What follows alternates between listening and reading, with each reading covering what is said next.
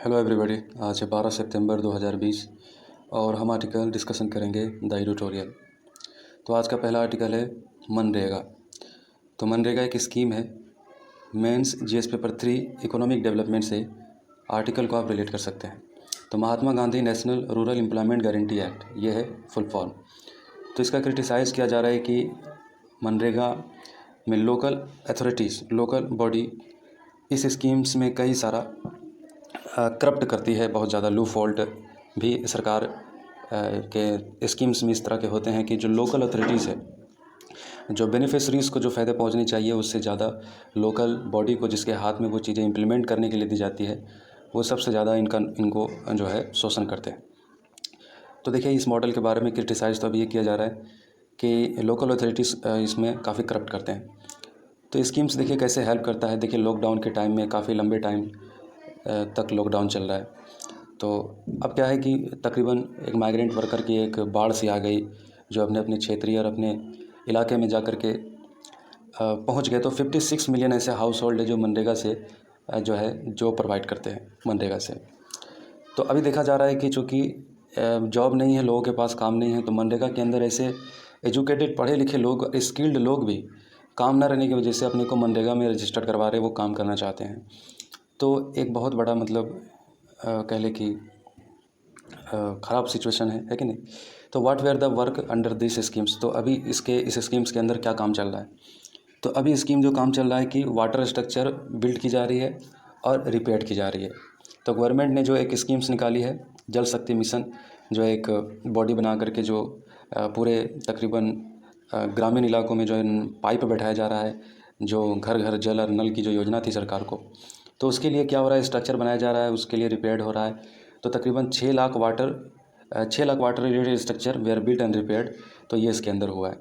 तो during the rainy season this water conservation, देखो यहाँ, during the rainy season this water conservation measure would have to leak recharge ground water to mitigate flood. तो ख़ास तौर से rainy season में जो स्टोरेज जो बनाया गया पानी के स्टोरेज के लिए, तो ग्राउंड वाटर को भी जो है ये हल्का करेगा, मतलब कम खर्च होगी। और फिर जो फ्लड जो आ जाती है, पानी जो नदियों में जब ज़्यादा हो जाती है तो बाढ़ आ जाता है, तो इससे भी जो है सेफ्टी प्रोवाइड करेगा।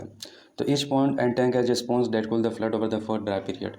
तो सूखा के टाइम में भी जो है ये जो पॉन्ड, जो तालाब वगैरह, जो पानी स्टोरेज जो होगा उससे फ़ायदा हो जाएगा। तो ground water recharge improve the agriculture, और इससे जो है इरीगेशन के भी काम लिया जा सकता है, और जो कि काफ़ी इंपॉर्टेंट हो जाता है। तो ऐसे इम्पॉर्टेंट कंपोनेंट को और बेहतर तरीके से जो है इसको लेके आना चाहिए, पानी को कंजर्वेशन करनी चाहिए, चूँकि ग्राउंड वाटर काफ़ी हमारा जो है सेंसिटिव हो चुका है। तो बड़े बड़े हमें ह्यूज कंजर्वेशन कैपेसिटी बनानी चाहिए, जहाँ पर पानी को ज़्यादा से ज़्यादा स्टोरेज किया जा सके। और जो also each village should have a list for the water conservation work and there should not be the water crisis at all। तो ख़ास तौर से जो गांव में पानी की क्राइसिस चलने वाली है, या फिर अभी क्राइसिस है, या फिर आने वाले टाइम में, तो चूँकि एक बहुत बड़ा हमारा जो है आबादी आने वाले टाइम में बताया जाता है 2025 तक 21 करोड़ पॉपुलेशन पानी के घोर संकट में पड़ने वाली है। तो ऐसी जगह को सुनिश्चित करनी चाहिए जहाँ पर पानी का जो है क्रम्बल होने वाला है।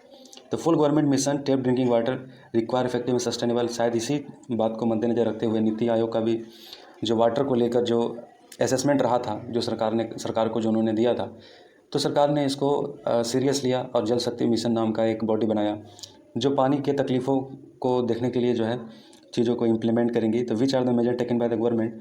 तो मनरेगा के अंदर इसको लाया गया है कि जो वाटर बॉडीज़ है, इसको पाइपलाइंस जो भी स्ट्रक्चर बनाने की जो बात थी, जल घर घर नल पहुंचाना है, ठीक है, नल से जल पहुंचाना है। तो ये मिशन इसके अंदर जल शक्ति वाटर मिशन के अंदर, मिनिस्ट्री के अंदर इसको लाया गया। Measure important build and strengthen natural capital the livelihood in the. तो इससे क्या होता है कि लोगों को नौकरियाँ भी प्रोवाइड हो रही है, और एक तरह का फ्यूचर के लिए एक अच्छा पहले की अच्छा चल रहा है। The nature of the work has been expanded from the way composition to planting trees and the work to be done in private land for household below the poverty line, like building toilet established systems. Considering the opportunity, the right, the work program present COVID times, but during the future right to work, the most transformative right and livelihood. तो सवाल यह है कि जो भी नीचे class के जो लोग हैं, पॉवर्टी में जो लोग हैं, उनके लिए पानी का, टॉयलेट का और सैनिटाइजेशन का काफ़ी मसला है। तो उनके लिए ये ट्रांसफॉर्म करना राइट टू लाइवलीहुड की तरफ कंसंट्रेट करना काफ़ी मुश्किल है। तो देखते हैं आगे क्या होता है, ठीक है। तो ये था हमारा पहला आर्टिकल्स। दूसरा आर्टिकल है एग्रीकल्चर लेड रिवाइवल। तो mains GS paper 3 economic development से आर्टिकल को रिलेट कर सकते हो। Mains GS paper 3 economic development से। तो देखिए अभी कहा जा रहा है कि एग्रीकल्चर सेक्टर अच्छा परफॉर्म कर रहा है।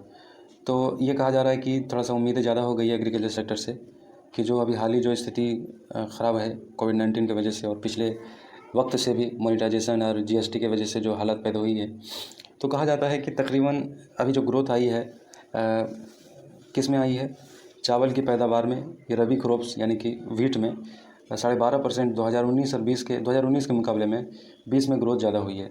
तो ग्रोथ का रीज़न क्या है वो आप सोच लो, ठीक है। तो ये ग्रोथ एक अच्छा उम्मीद दिखाती है एग्रीकल्चर सेक्टर में।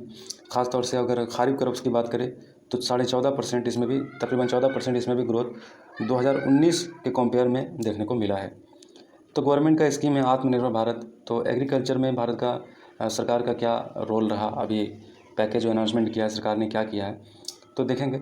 तो अब रबी की बात कर रहे हैं। तो rabi during the lockdown state government in many northern state institute the procurement did not suffer, so the procurement of rabi and wheat was higher. तो अभी जो कि सरकार का जो बात करें तो एमएसपी के अंदर जो फसल जो ली जाती है रबी क्रॉप्स और खरीफ क्रॉप्स, खासतौर से चावल और गेहूँ, तो इसमें तकरीबन पैडी को 13.5% और 16.2% गेहूँ। तो अब ये कि एमएसपी के अंदर किसानों ने इस बार क्या हुआ कि फसल को नहीं बेचा है। एमएसपी सरकार देती है मिनिमम सपोर्ट प्राइस।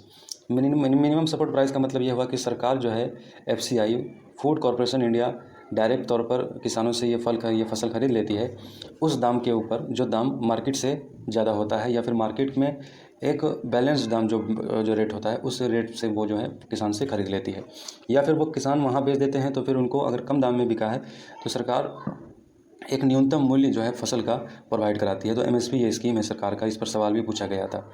तो 13.5% पैडी हो गया धान और 16.2% गेहूँ। इसका प्रोक्योरमेंट जो है एमएसपी के अंदर किसानों ने नहीं किया, बल्कि किसानों ने प्राइवेट सेक्टर को ही, जो खरीदने वाले हैं उन्हीं लोगों को बेच दिया, जबकि किसानों को प्राइवेट सेक्टर में बेचने पर उतना फ़ायदा नहीं हुआ जितना एमएसपी से होना चाहिए था। यानी कि एमएसपी से जो मूल्य था वो प्राइवेट से ज़्यादा था, ठीक है। लेकिन पता नहीं किसानों ने ऐसा क्यों किया। In the market the crops arrival were significant lower than the previous year. और इस वजह से जो है मार्केट में जो फसल जो आनी चाहिए थी वो फसल उतना नहीं आई, क्योंकि प्राइवेट प्लेयर क्या होता है वो अपने तरीके से फसल को बेचता है। अगर सरकार लेती तो पीडीएस में आता और वो फसल जो है मार्केट में सीधा आकर के उसको रेट को कम करता, या फिर जो है उसका एक्सपोर्ट होता। लेकिन प्राइवेट सेक्टर के ऊपर ये निर्भर करता है, क्योंकि अगर फसलें अगर हुई भी है तो फसलें किसके पास चली गई है, प्राइवेट प्लेयर के पास चली गई है, और वो अपने तरीके से वो उसको चीज़ों को लेकर के चलेंगे। तो इससे एक तरह का अच्छा ये चीज़ नहीं है। तो इन्फ्लेशन और प्राइसेस की बात कर रहे हैं वही कि प्राइसेस के अंदर जो है ये बढ़ोतरी आ सकती है। तो कस्टमर देखो दो तरीके से प्राइस को हम चेक करते हैं। एक होता है कंज्यूमर प्राइस इंडेक्स, ठीक है। Consumer price index inflation was largely to disruption in supply chains, ठीक है। तो rise in trader margin the while wholesale price index, ठीक है, कंज्यूमर प्राइस इंडेक्स और होलसेल प्राइस इंडेक्स।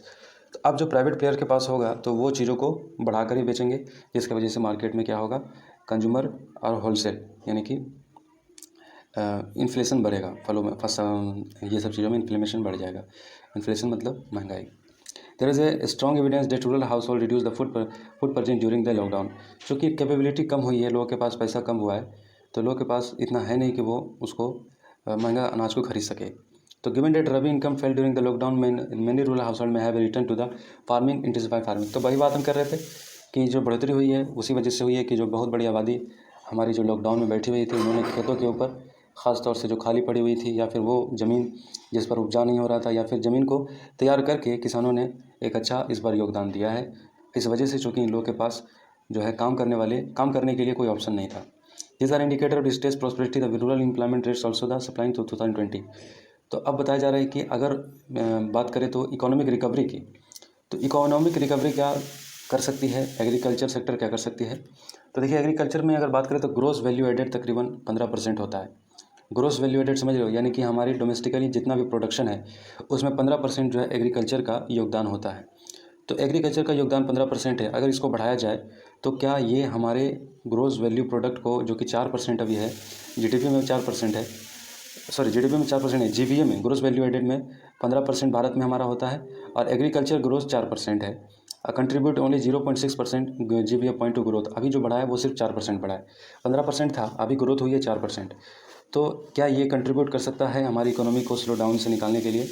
तो देखिए, अगर बात करें तो अभी ये तो अभी फ़िलहाल तो देखने को मिला, कुछ ना कुछ अच्छा सीन देखने को मिला। लेकिन सरकार ने जो पैकेज अनाउंसमेंट किया है, आत्मनिर्भर पैकेज, तो ये पैकेज में अगर देखा जाए तो सरकार ने एग्रीकल्चर सेक्टर में बहुत कम इन्वेस्ट किया है, सिर्फ और सिर्फ 5,000 करोड़। सरकार ने 5,000 करोड़ ही ऐसे स्पेंडिंग की है एग्रीकल्चर में, जो एग्रीकल्चर को फ्रेश स्पेंडिंग अभी बता दें तो सरकार ने अभी की है। जबकि पेंडेमिक में सरकार ने अनाउंसमेंट किया था 20 लाख करोड़ का पैकेज, और उसमें 5,000 करोड़ रुपया कोई मायने नहीं रखता है। 10,000 करोड़ तो सरकार ने जो है गौशाला बनाने के लिए दे दिया था।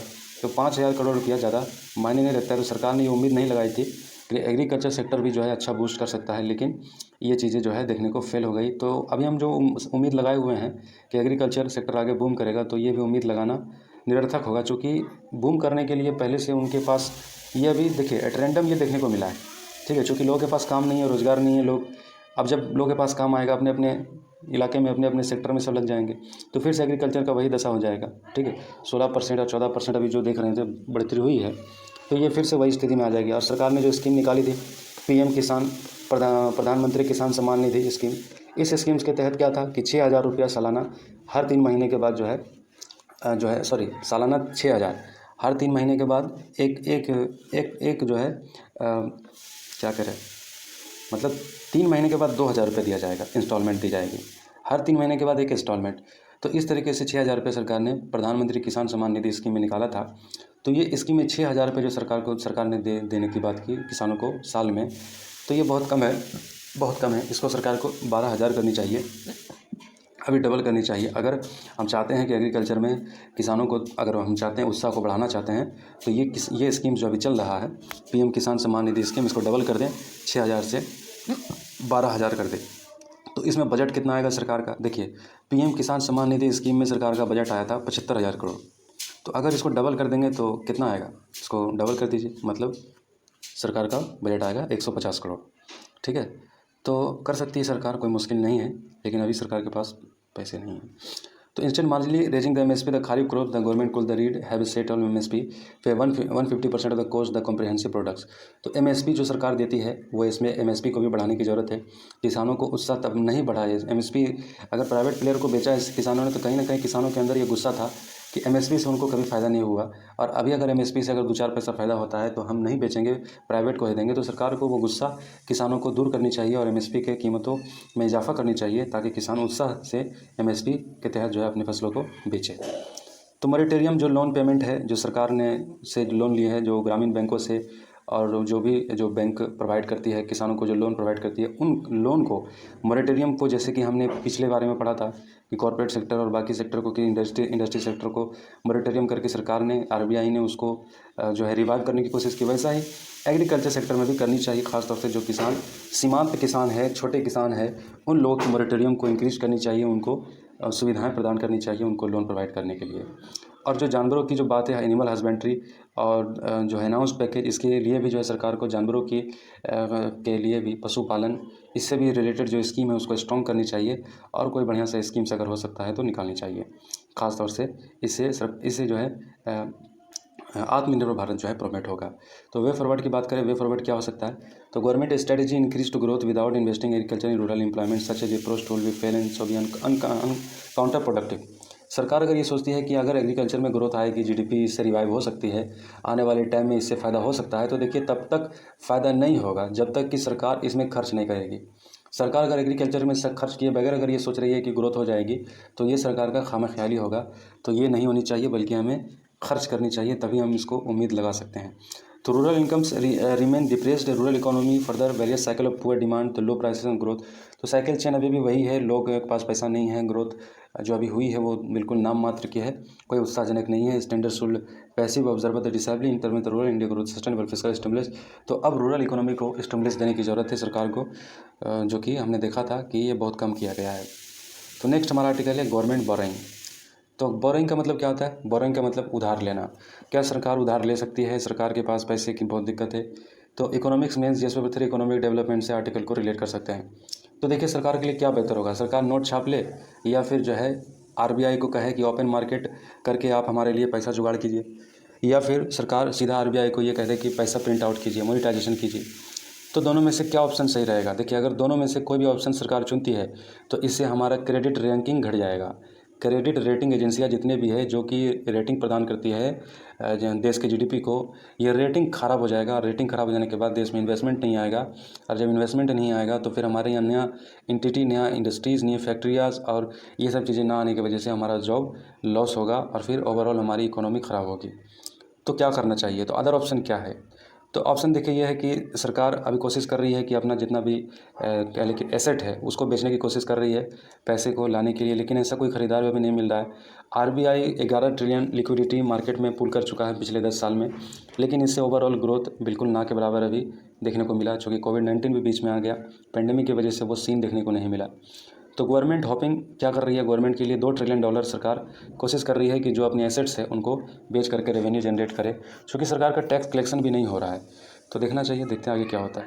ये था हमारा चौथा आर्टिकल्स। अगला article national international trade regime. ठीक है, देखो न्यू इंटरनेशनल ट्रेड रिजीम। तो न्यू ट्रेड रिजीम क्या है? डब्ल्यूटीओ दुनिया के ट्रेड ऑर्डर को डिसाइड करती है। तो अब बात करेंगे न्यू इंटरनेशनल ट्रेड रेजिम क्या हो गया। Mains GS paper 3 economic development से आर्टिकल को रिलेट कर सकते हैं। तो वर्ल्ड ट्रेड ऑर्गेनाइजेशन अब क्या हो गया? अब ओल्ड मॉडल हो गया है। वर्ल्ड ट्रेड ऑर्गेनाइजेशन जो इशूज़ थे पहले के इशूज़ और इकोनॉमिक मॉडल के लिए था, अब आज के इकोनॉमिक मॉडल और इशूज़ के लिए ये नहीं है, क्योंकि आज का जो मॉडल है इकोनॉमी का काफ़ी बदल चुका है, डिजिटल हो चुका है और काफ़ी चेंजेज है। ठीक है, तो अब इसके लिए नया डब्ल्यूटीओ के मॉडल्स, नया न्यू फेनोमेना बनना चाहिए, न्यू स्ट्रक्चर बनना चाहिए, इसको लेकर बात कर रही है। तो क्या है कि चैलेंजेस क्या है, मतलब हम ऐसा डिस्कशन क्यों कर रहे हैं कि डब्ल्यूटीओ अब आज के चैलेंजेस, फाइनेंशियल चैलेंजेस को इंटरनेशनली हल नहीं कर पा रहा है, इसका वजह क्या है? देखिए वो जो था वो उस दौर के लिए था, अब क्या है, अब हमारा इकोनॉमी जो है टेक्नोलॉजी की तरफ शिफ्ट हो रहा है। टेक्नोलॉजी की तरफ कैसे शिफ्ट हो रहा है देखिए, और इसके लिए डब्ल्यूटीओ का चार्टर कोई इस तरह का भी नहीं न्यू बना है जो इस सारे समस्याओं का जो विभिन्न कंट्रियों के बीच में होता है वो सॉल्यूशन निकालता हो। तो देखिए क्या है, अब बात यह है कि डिजिटल टेक्नोलॉजी जो है काफ़ी तरीके से पावरफुल हो चुका है, इंडस्ट्रियल नेटवर्क रिच बिल्ड कर चुका है, cyber sponge, manipulate social media, तो ये सब चीज़ें अभी जो है क्या हो गई, एक बहुत बड़ा मार्केट हो गया, बहुत बड़ा बिजनेस बन गया है। जैसा कि बार बार ये हम कहते हैं कि रसिया जो है कोशिश करता है, कई बार जो है रसिया ने कोशिश किया है यूएस के इलेक्शन को इन्फ्लुएंस करने का अपने हिसाब से। तो ये इंजाम कैसे लगता है? सोशल मीडिया एक मैनिपुलेशन का माध्यम बन गया है कि लोगों के माइंडसेट को सोशल मीडिया के फेक न्यूज़ के माध्यम से उसको प्रचार करके लोगों को डाइवर्ट किया जाना, और फिर ये इल्ज़ाम, ये चीज़ें, तो अब ये एक बहुत बड़े पैमाने पर किया जा रहा है और इसका कल्चर बनता चला जा रहा है, फेक न्यूज़ का कल्चर बनता चला जा रहा है। और बड़े बड़े टीवी चैनल, न्यूज़ एंकर कितना सफाई से जो है कह ले कि रात दिन फेक न्यूज़ परोसते हैं, लेकिन लोग को जो है इनको ज़रा भी इस बात का एहसास नहीं होता। ठीक है, तो US government has create down the हवाई। इसी तरीके से हम रसिया के बारे में देखा कि रसिया पर इल्ज़ाम लगता है कि सोशल मीडिया के थ्रू और बाकी हैकिंग के थ्रू क्या करते हैं, ये बाकी देशों के मैनिपुलेशन करने की कोशिश करते हैं उनके इलेक्शन को। नेक्स्ट हुआवे जो कि 5G टेक्नोलॉजी है चाइना का। तो 5G टेक्नोलॉजी जो है ख़ास तौर से यूएस कहता है कि ये 5G टेक्नोलॉजी चाइना के 5G technology Huawei telecom company China के गवर्नमेंट के साथ टाइज है, और अगर इनका इम्प्लीमेंटेशन किसी भी देश में किया जाता है, इनको लागू किया जाता है, अगर कोई देश इसको अलाउ करती है तो उस देश की सिक्योरिटी और वहाँ के डाटास को काफ़ी खतरा है। तो इस तरह के जो थ्रेट है, समस्याएं हैं, ये आपसी अभी चीज़ें चल रही है, लेकिन डब्ल्यूटीओ का कोई चार्टर इस तरह का भी नहीं बना है। तो इंडिविजुअल प्राइवेसी को लेकर भी कंसर्न होता है, क्योंकि काफ़ी सारे ऑनलाइन डाटा जो होता है लोगों का, ये सब जो है इसको इन्फ्लुएंस किया जाता है, मार्केटिंग पर्पज़ से इन्फ्लुएंस किया जाता है। अब डाटा जिस देश के पास जितना ज़्यादा डाटा है, वो बड़ी कंपनी क्या करती है, वो डाटा खरीद लेती है और उस डाटा को खरीदने के बाद उसको उस कस्टमर को इन्फ्लुएंस करने की कोशिश करती है। आप जानते होंगे कई बार आप कोई सामान लेना चाहते हो तो आप क्या देखते हैं कि आपके सोशल मीडिया पर वो एड्स आने शुरू हो जाते हैं, वो चीज़ें आपको दिखनी शुरू हो जाती है जो चीज़ें आप लेना चाहते हो।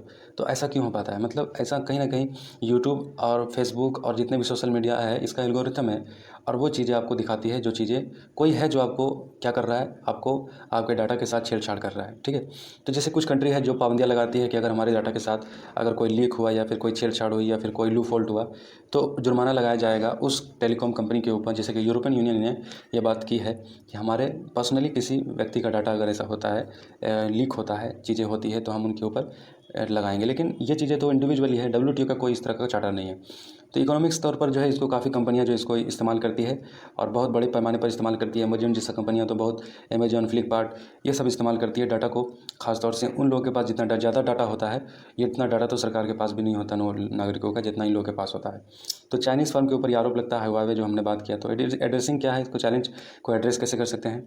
तो common response challenge, greater international coordination. तो बाकी जितने भी देश हैं इनको एक WTO के अंदर इस चीज़ को डिस्कशन करनी चाहिए, और जो इसके अंदर इशूज़ है इसको ट्रांसपेरेंसी इसके अंदर लानी चाहिए, पॉलिसीज़ बनानी चाहिए, स्टैंडर्ड और इन्फॉर्मेट करनी चाहिए। However truly global approach because of disagreement without privacy laws among the authoritarian democratic countries. तो अलग अलग जितने भी गवर्नमेंट है दुनिया में, वो अलग अलग तरीके से इसको देखते हैं। डेमोक्रेटिक कंट्रीज़ का अलग होता है, और फिर जो अथॉरिटियन रिजीम है वो अलग इसको देखते हैं। ठीक है, तो ऐसे में एक पॉलिसी बनाना होगा ख़ास तौर से इसके लिए, बेनिफिट कॉमन रूल्स, सबको इससे लाभ हो। ठीक है, तो अब सरकार क्या कर सकती है? कंक्लूज़न इसका क्या है? कंक्लूज़न यही है कि ग्लोबल गवर्नेंस मल्टीलेटरिज्म को जो है लेकर के आया जाए, नागरिकों को डाटा प्रोटेक्शन की जाए, और ख़ास तौर से जो सर्विलियन स्टेट बनने की, जो टेलीकॉम नेटवर्क के माध्यम से जो डाटा को मिसयूज करके सर्विलियन स्टेट बनाने की जो काम चल रही है, बहुत सारे स्टेट कर रहे हैं, तो उससे जो है उसे अवॉइड की जानी चाहिए। ठीक है, और as we design the patches our self in with the less efficient more dangerous version. तो ये था हमारा आज का आर्टिकल्स। आई होप ये आर्टिकल्स आपको पसंद आया होगा। ठीक है, तो नेक्स्ट डे फिर मिलेंगे। Thank you.